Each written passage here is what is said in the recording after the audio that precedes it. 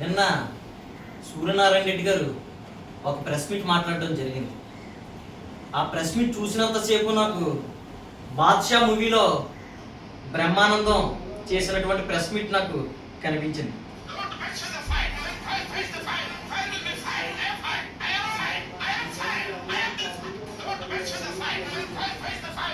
ఆయన press meet చూస్తున్నంత వరకు బ్రహ్మానందం ఏ విధంగా అయితే కామెడీ చేశాడో అదే విధంగా నాకు కనిపించింది.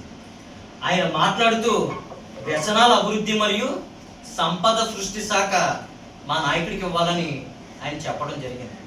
ఈ సందర్భంగా సూర్యనారాయణ రెడ్డి గారికి నేను చెప్పే విషయం ఒకటే. ఇటీవల కాలంలో అనపర్తి నియోజకవర్గంలో కొన్ని పోస్టులు రిలీజ్ చేసి వైఎస్ఆర్ కాంగ్రెస్ పార్టీ ఒక నివేదిక ఇవ్వడం జరిగింది. ఆ రోజు నాతో పాటు నియోజకవర్గంలో ప్రజలు చాలామంది ఒక విషయాన్ని కోరుకున్నారు. రాష్ట్ర తింగరోళ్ల సంఘం అధ్యక్షుడు పదవి ఉంటే సూర్యనారాయణ రెడ్డి గారికి ఇస్తే బాగుండరని నాతో పాటు చాలామంది ఆకాంక్షించారు. అదేవిధంగా ఈయనకి పిచ్చి పరాకాష్ఠలో చేరిన దాంట్లో ఎటువంటి సందేహం లేదు. తొలి అడుగు సుపరిపాలనలో బీజేపీ ఎమ్మెల్యేకి సంబంధం ఏంటని ఒక రోజు ప్రెస్ మీట్ పెడతాడు.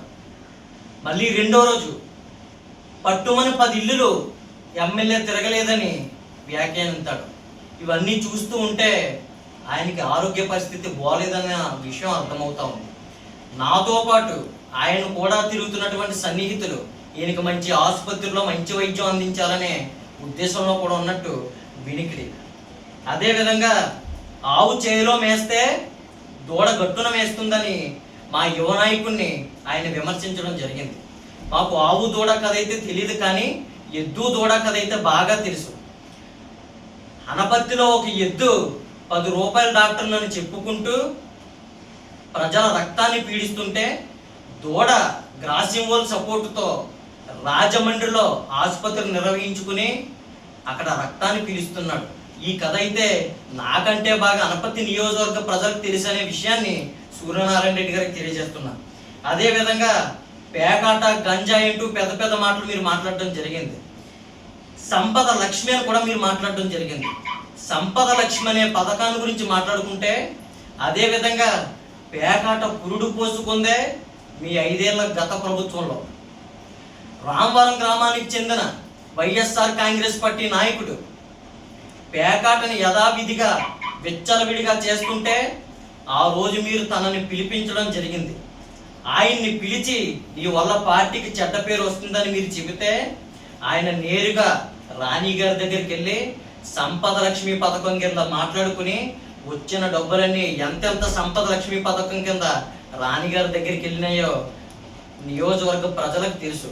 అదేవిధంగా సబ్ స్టేషన్లో జాబులు ఇప్పిస్తానని ఎంతెంత సంపద లక్ష్మి పథకం కింద రాణి గారికి వెళ్ళిందో నేను కాదు నియోజకవర్గ ప్రజలకు తెలుసు అనే విషయాన్ని ఒకసారి గుర్తు చేస్తున్నా. అదేవిధంగా బీజేపీ అగ్రనాయకత్వం సమాధానం చెప్పాలని మీరు మాట్లాడడం జరిగింది. అసలు వైఎస్ఆర్ కాంగ్రెస్ పార్టీలో మీకున్నటువంటి స్థానం ఏంటి? అసలు ఇన్ఛార్జ్ అనే పదవి మీకు ఉంటుందా ఊడిపోద్దో తెలియని పరిస్థితి. రేపన్న రోజు మీకు ఎమ్మెల్యే టికెట్ ఇస్తాడో ఇవ్వడో కూడా తెలియని పరిస్థితిలో మీరు ఉన్నారు. మీ ఇన్ఛార్జ్ ఎక్కడైతే ఊడిపోద్దో అని మీరు కంగారు పడిపోయి రోజుకు ఒక ప్రెస్ మీట్ పెట్టి హడావుడి చేస్తున్నారు తప్ప విషయం అయితే ఏమీ లేదని కూడా ఈ సందర్భంగా సుత్తు సూరిబాబు గారికి తెలియజేస్తున్నాను. అదేవిధంగా మూలారెడ్డి గారు నీతిమంతుడని, రామకృష్ణారెడ్డి గారు అవినీతిపరుడని మీరు మాట్లాడడం జరిగింది. సూర్యనారాయణ రెడ్డి గారికి గుర్తు లేదనుకుంటా. రామవరం పంచాయతీ బోర్డుకి మూలారెడ్డి గారి శిలాఫలకం ఉంటే దాన్ని పడగొట్టిన వ్యక్తి సూర్యనారాయణ రెడ్డి గారు. అదేవిధంగా పుత్తూరులో 38 ఎకరాలు పొలాన్ని ఆ రోజు మూలారెడ్డి గారు కొంటే వైఎస్ఆర్ కాంగ్రెస్ పార్టీ అధికారంలో ఉన్నప్పుడు ఇళ్ల స్థలాలకి మీరు ఇవ్వడం జరిగింది. కేవలం ఒక వీధికి మూలారెడ్డి గారు పేరు పెట్టి ఆయన్ని అవమానిద్దామని చూసిన మాట వాస్తవం కదా సుత్తి సూరిబాబు అని కూడా ఈ సందర్భంగా అడుగుతా ఉన్నా. అదేవిధంగా మీరు పిహెచ్సి ఓపెనింగ్కి వచ్చి మూలారెడ్డి గారిని ఎన్నెన్ని మాటలు అన్నారో ఒక్కసారి గుర్తు పెట్టుకోండి. అవినీతిపరుడు అన్నారు, కాంట్రాక్ట్ అన్నారు, లంచగొండ అన్నారు. మీ ఇష్టం వచ్చిన మాటలు మర్చిపోయారా సుత్తి సూరిబాబు అని కూడా ఈ సందర్భంగా అడుగుతా ఉన్నా.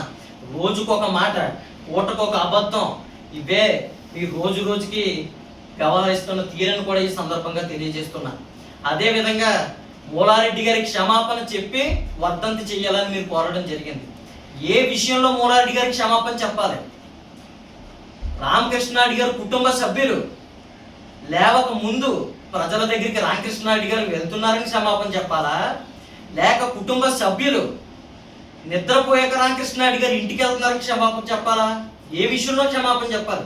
ఒక రకంగా మూలారెడ్డి గారికి క్షమాపణ అనేది చెప్పాలి అంటే 14 సంవత్సరాల కాలంలో మా నాయకుడు అభివృద్ధి సంక్షేమం మీద పెట్టిన దృష్టి ఇలాంటి అవినీతి పరుల మీద రోజుకు 1 గంట పెట్టుంటే ఈ రోజుకి నీలాంటి వ్యక్తులు మాట్లాడే అవకాశం కూడా లేకపోతుంది. మీలాంటి అవినీతి పరుల మీద దృష్టి పెట్టనందుకు రామకృష్ణారెడ్డి గారు మూలారెడ్డి గారికి క్షమాపణ చెప్పాలని కూడా ఈ సందర్భంగా విజ్ఞప్తి చేస్తూ ఉన్నా.